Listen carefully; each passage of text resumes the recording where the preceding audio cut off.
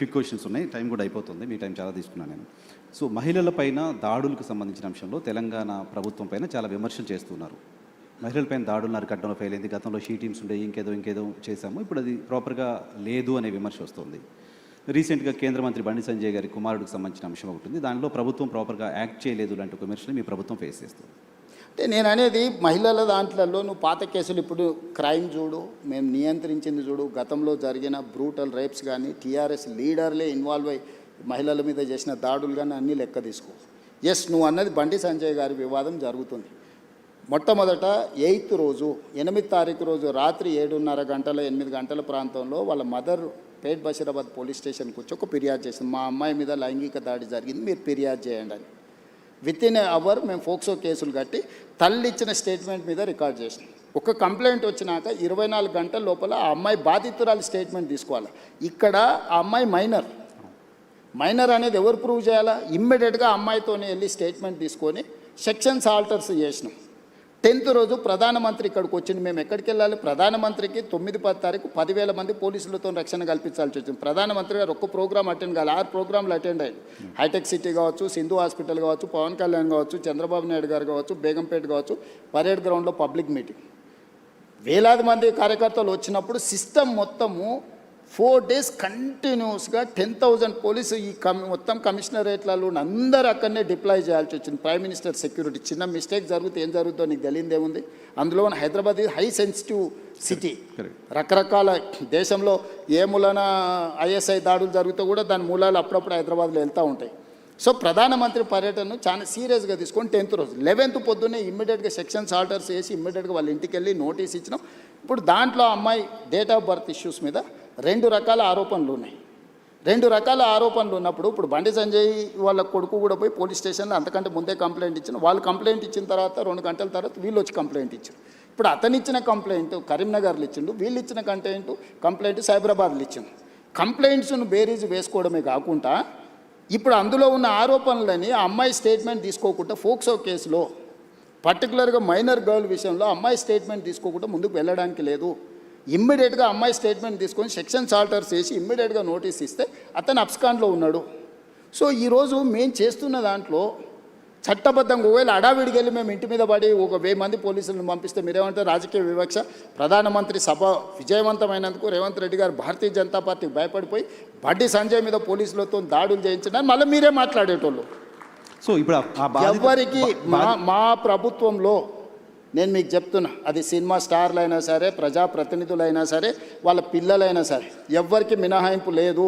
మీరు నన్ను చూసిండ్రు సినిమా తారల విషయంలో ఎట్లా వ్యవహరించినా, ప్రజాప్రతినిధులు డ్రగ్స్లలో దొరికితే ఏ రాష్ట్రంలోనైనా ఏ పార్టీలైనా నేను ఏ విధంగా తీసుకొచ్చినా ఇందులో కూడా ఎలాంటిది లేదు. ఇది మైనర్ గర్ల్ ఇష్యూ.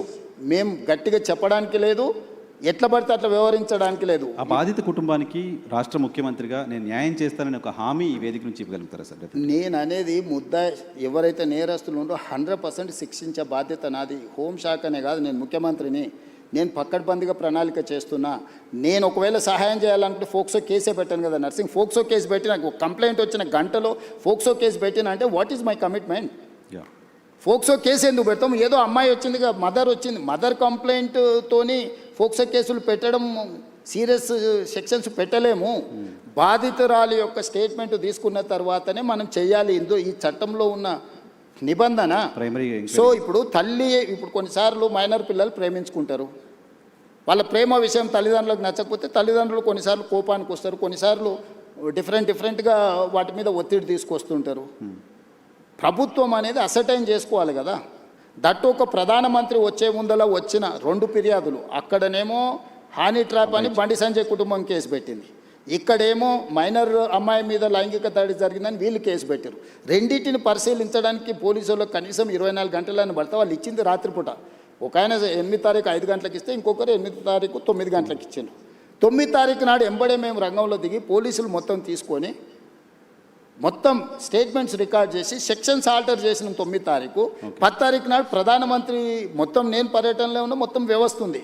11 పొద్దున్నే నేను సమీక్ష చేసి ఒక ఉమెన్ ఐపీఎస్ ఆఫీసర్ని అపాయింట్ చేసి కంప్లీట్గా డీటెయిల్ చేసి సెక్షన్స్ ఆల్టర్ చేసి బండి సంజయ్ ఇంటికే కాదు, బండి సంజయ్ బావమరిది ఇంటికి ఢిల్లీలో కూడా అందరినీ 5 పోలీస్ టీంలను ఈరోజు పంపించినాం. ఓకే. ఎక్కడన్నా ప్రభుత్వం కేసుని ఏమైనా డైల్యూట్ చేసిందా? ఇప్పుడు కొడుకు నేరం చేస్తే తండ్రిని అరెస్ట్ చేస్తారా? నువ్వు చెప్పు. ఇట్లాంటి కేసులలో ఇప్పుడు కొడుకు ఏదైనా తప్పు చేసిండు అంటే బండి సంజయ్ని అరెస్ట్ చేయాలా? ఏం కోరుకుంటుండ్రు? ఇప్పుడు బండి సంజయ్కి బీఆర్ఎస్ వాళ్ళకు పొసగలేదా, పొసిగిందా, ఎక్కడైనా తేడా వచ్చిందా, ఇవన్నీ నేను చెప్పలేను. కానీ ఆర్ఎస్ ప్రవీణ్ కుమార్ గారు వాలంటీర్ రిటైర్మెంట్ తీసుకున్న ఆఫీసర్, ఆయనే ఇన్వెస్టిగేటింగ్ ఆఫీసర్ అనుకుంటే ఆయన ఐపీఎస్ కాదు, ఇప్పుడు is no more IPS officer. ఆయన రిటైర్ అయిపోయింది. ఓ గడీలకు వ్యతిరేకంగా కొట్లాడుతున్నాడు. ఇప్పుడు ఆ గడీల దగ్గరనే గులాంగిరి చేస్తున్నాడు. పోలీసులు బెదిరిస్తున్నారు బాధిత కుటుంబాన్ని.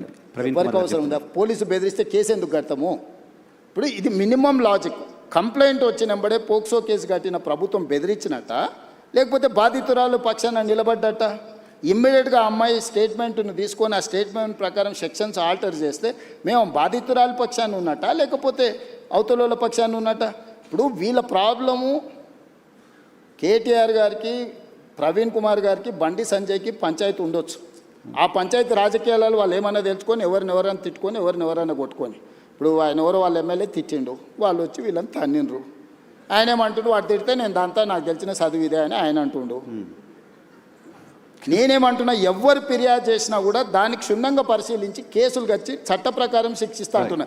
ఇన్ని రోజులు బీఆర్ఎస్ వాళ్ళు ఏమన్నారు, మన బీజేపీ వాళ్ళు ఏమన్నారు, రేవంత్ రెడ్డి కేటీఆర్ను కేసీఆర్ను జైల్లో పెడతలేడు, వీళ్ళిద్దరు కుమ్ముక్కైనరు అన్నారు.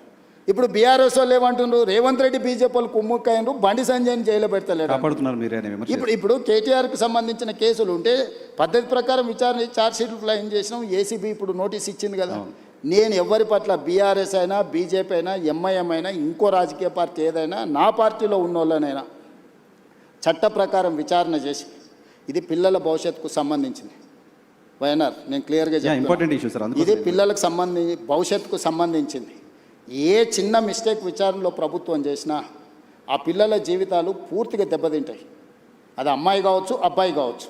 ఇప్పుడు ఆ అమ్మాయికి సంబంధించి 2 డేట్ ఆఫ్ బర్త్లు, 2 సర్టిఫికెట్లు ఉన్నాయని వాళ్ళకు ఫిర్యాదు చేశారు. నేను అసర్టైన్ చేసుకోవాలి కదా. ఇప్పుడు ఆ స్కూల్కి వెళ్ళాలన్నా, 10th క్లాస్ సర్టిఫికేట్ తీసుకోవాలన్నా, ఆ అమ్మాయి ఏ హాస్పిటల్లో జన్మించిందో హాస్పిటల్ నుంచి బర్త్ సర్టిఫికేట్ తీసుకోవాలన్నా, ఆ అమ్మాయికి సంబంధించిన ఆధార్ కార్డు తీసుకోవాలన్నా, ఈ 3 రకాల సర్టిఫికెట్లు సేకరించాలంటే పోలీసుల కనీసం 24 గంటలు పట్టదా? ఆ అమ్మాయి చదువుకున్న స్కూల్ ఎక్కడుందో ఫస్ట్ మేము కనుక్కోవాలన్నా, ఆ అమ్మాయి ఆధార్ కార్డు ఎక్కడుందో తీసుకోవాలన్నా, ఆ అమ్మాయి ఏ హాస్పిటల్లో జన్మించిందో వివరాలు సేకరించాలన్నా, ఇవన్నీ తీసుకోకుండా నేను ఎట్లా ఒకవేళ కేసు కట్టిన అనుకో, రేపు ఒకవేళ ఇప్పుడు వాళ్ళు చెప్తున్నాడు వాళ్ళ దగ్గర ఏదైనా ఆధారం ఉందనుకో, అమ్మాయి మేజర్ అని, నువ్వేమంటావు? బండి సంజయ్ మీద పడక వాళ్ళ పిల్లగాని మీద రేవంత్ రెడ్డి రాజకీయంగా ఎదుర్కోలేక పిల్లగాన్ని అడ్డం పెట్టుకొని రాజకీయాలు చేస్తుండు. ఇప్పుడు ఒక రోజు లేట్ కావచ్చు ఆధారాలు సేకరించడం, శిక్ష నుంచి ఎవరు తప్పించుకోలేరు. ఆలస్యం కూడా వివరాలు సేకరించడానికి ఇది ఆలస్యం అని కూడా నేను అనట్లేదు. మేము ఇమ్మీడియట్గా నోటీస్ ఇచ్చినాం, ఇంటికి గోడ కతికిచ్చినాం, పోలీస్ టీంలను పంపించినాం, ఢిల్లీకి పంపించినాం. మేము అన్ని రకాల ప్రయత్నాలు చేస్తాం. మేము హార్ష్గా బిహేవ్ చేయలేము.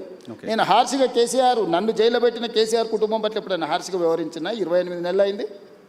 నువ్వు ఎట్లా ఎక్స్పెక్ట్ చేస్తున్నావు? కేటీఆర్కు బండి సంజయ్ మీద కోపం ఉండొచ్చు, అదే పార్టీలో వాళ్ళకి ఎవరైనా మిత్రులు ఉండొచ్చు, బీజేపీలో. కవిత గారే ఏం చెప్పిండ్రు, బీజేపీలో విలీనం చేయడానికి హరీష్ కేటీఆర్ నా దగ్గర జైలు ప్రతిపాదన తెస్తే నేను తిట్టేలా కొట్టినని చెప్పిందా? అట్లా కాదు. అంటే విలీనం చేయాలన్నప్పుడు మరి బండి సంజయ్ ఏమైనా వ్యతిరేకించిండా వీళ్ళను? మీ పగ ఏంది బండి సంజయ్ మీద? మీరేమన్నా కొట్లాడుకోండా?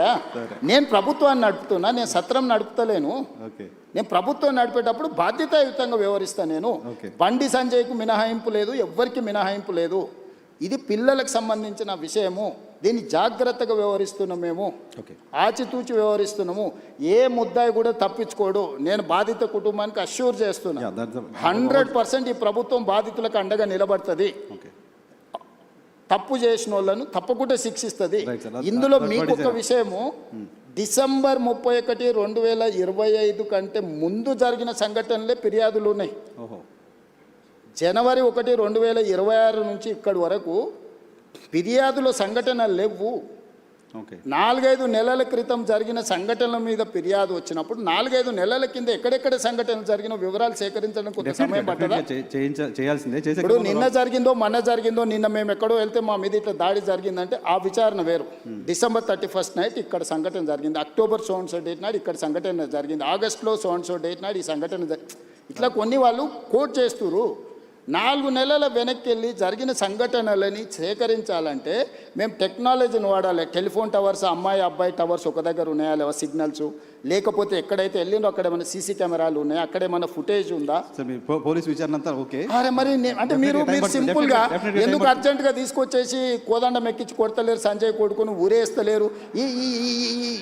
ఈ అంటే ఏమంటారు, ఇది ఇది ఎట్లా ఆన్సర్ చేయాలి నేను? సరే, దాని గురించి ఎక్కువ డిస్కషన్ ఉంది. ఒకటి జనరల్గా ఆన్సర్ చేయాల్సింది ఏంటంటే, భారత హోంశాఖ మంత్రి కొడుకు కేసు అయిన తర్వాత పారిపోవడం ఏంటి? అది చాలా తప్పు.